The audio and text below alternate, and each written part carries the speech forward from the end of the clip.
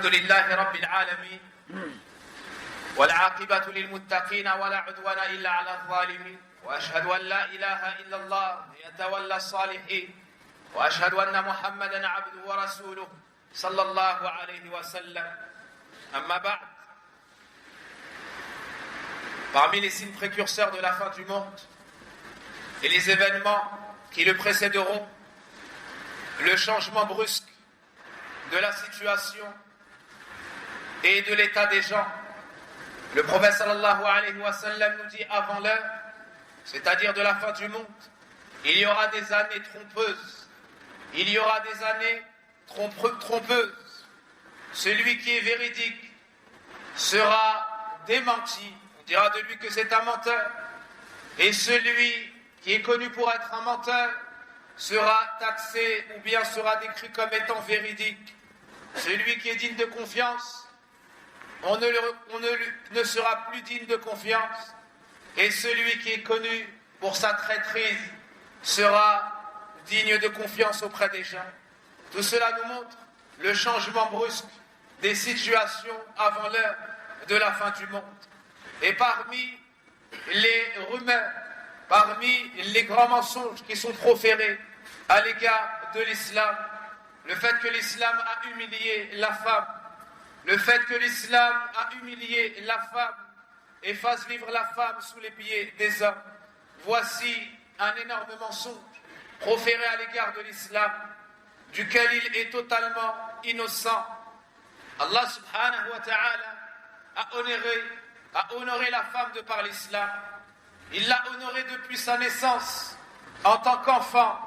Il l'a sauvée de l'enterrement que lui faisaient subir les gens dans la période anti-islamique. Lorsqu'on leur annonçait une fille, ils étaient tristes et ils les enterraient vivantes. Allah subhanahu wa ta'ala a blâmé celui qui s'attriste lorsqu'on lui annonce que son enfant né est une fille. Allah subhanahu wa ta'ala les a blâmés du fait qu'ils s'attristaient et qu'ils s'interrogeaient, allait-il ou bien est-ce qu'ils allaient l'enterrer vivante ou ils allaient la garder en vivant dans l'humiliation. Allah subhanahu wa ta'ala les a blâmés pour cela.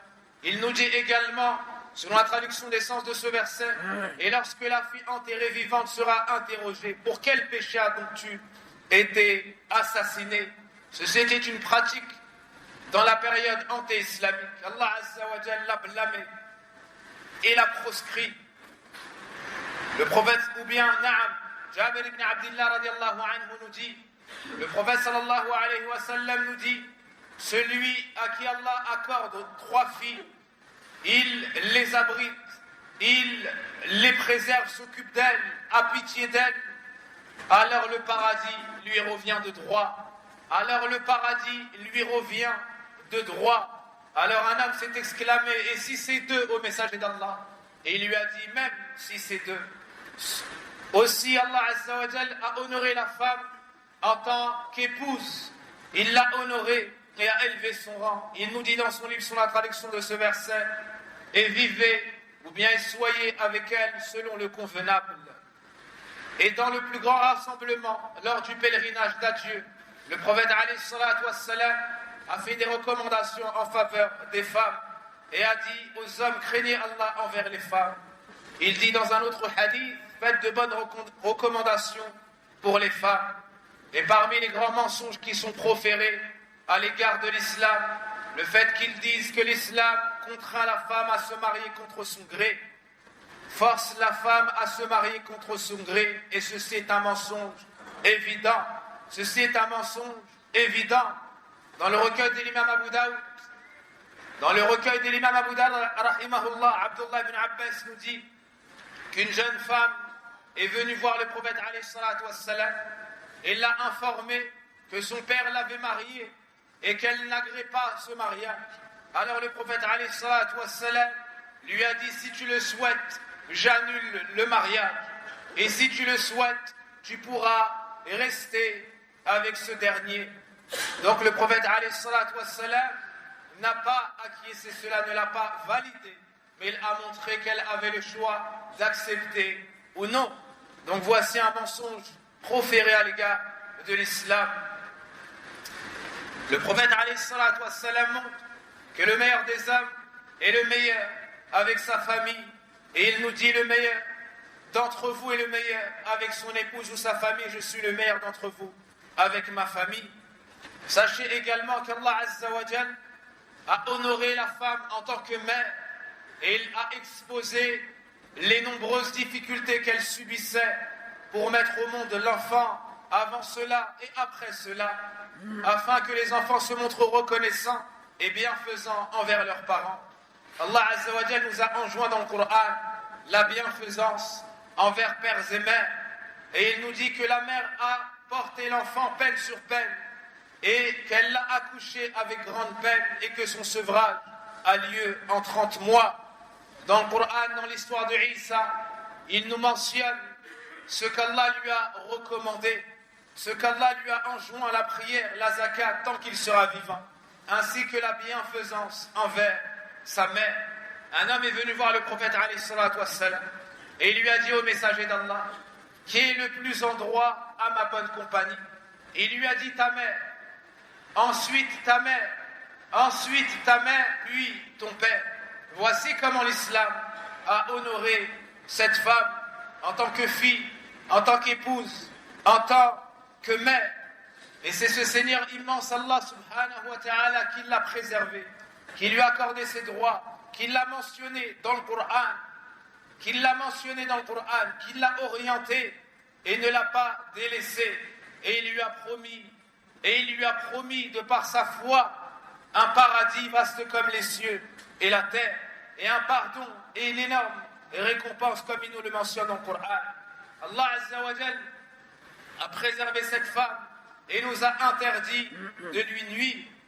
Et il a annoncé à ceux qui nuisent aux croyants un péché immense et de grandes menaces. Allah Azza wa Jal a interdit de l'accuser dans son honneur, et il nous dit que ces derniers auront un châtiment douloureux.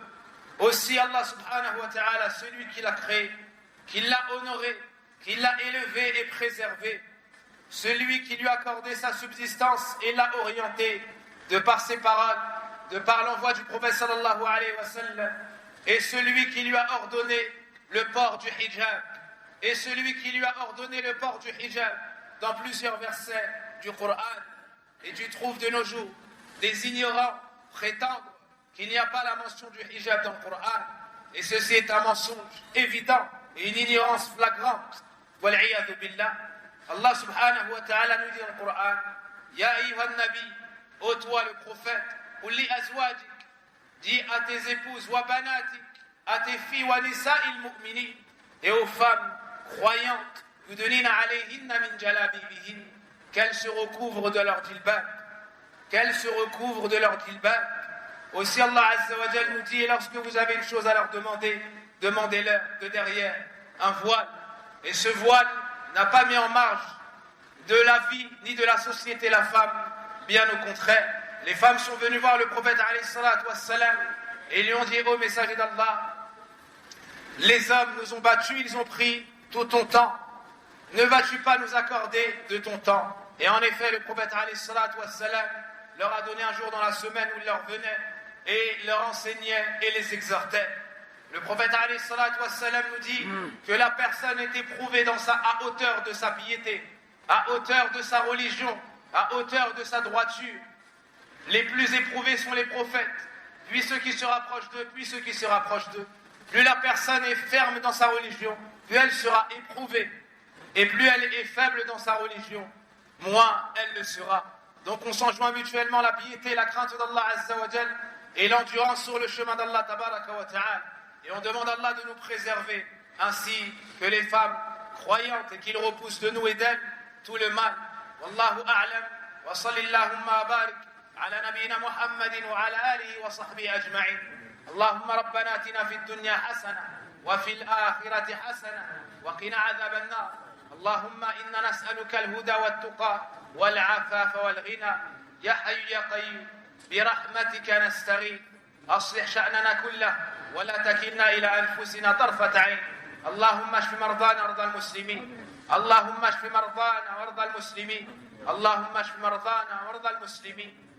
Et comme vous le voyez, il pleut, il y a beaucoup de personnes dehors, donc faites-leur de la place pour la prière. Et cela nous rappelle le projet de la construction de la mosquée, dépensé afin que tout le monde puisse prier dans les meilleures conditions. Walhamdulillah.